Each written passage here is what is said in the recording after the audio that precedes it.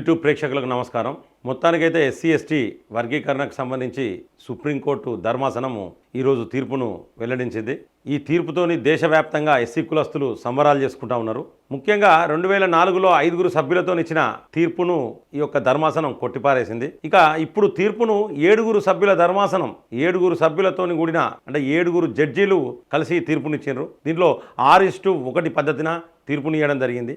అంటే 6 జడ్జీలు ఎస్సీ వర్గీకరణ తప్పనిసరని, మరొకరు ఎస్సీ వర్గీకరణకు వ్యతిరేకంగా తీర్పు ఇవ్వడం జరిగింది. మొత్తానికైతే ఎస్సీ వర్గీకరణ తప్పని చెప్పేసి ఈ యొక్క ధర్మాసనం ఈ యొక్క సుప్రీంకోర్టు భావించింది. జస్టిస్ అంటే చీఫ్ జస్టిస్ డివై చంద్రచూడ్ ఈ యొక్క తీర్పును వెల్లడించారు.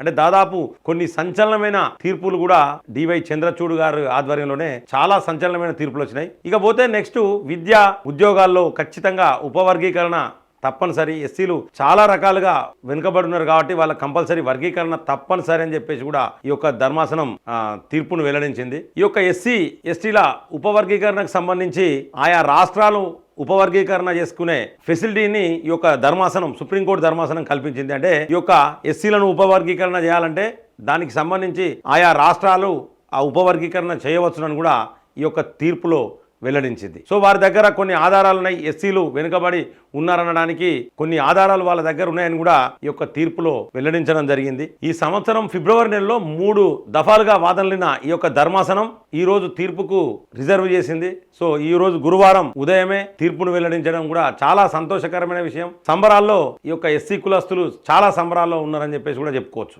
దేశవ్యాప్తంగా కూడా ఎస్సీ కులస్తులు చాలా సంబరాలు చేసుకుంటా ఉన్నారు. దీంతో చాలా న్యాయం జరుగుతుంది ఎస్సీలకని కూడా నేను కూడా భావిస్తా ఉన్నాను. దయచేసి మిత్రులారా ఈ యొక్క వీడియో మీకు నచ్చినట్లయితే లైక్ చేయండి, కామెంట్ చేయండి, అలాగే సబ్స్క్రైబ్ చేయండి. వాళ్ళందరూ కూడా సబ్స్క్రైబ్ చేయండి. జై హింద్, జై భారత్.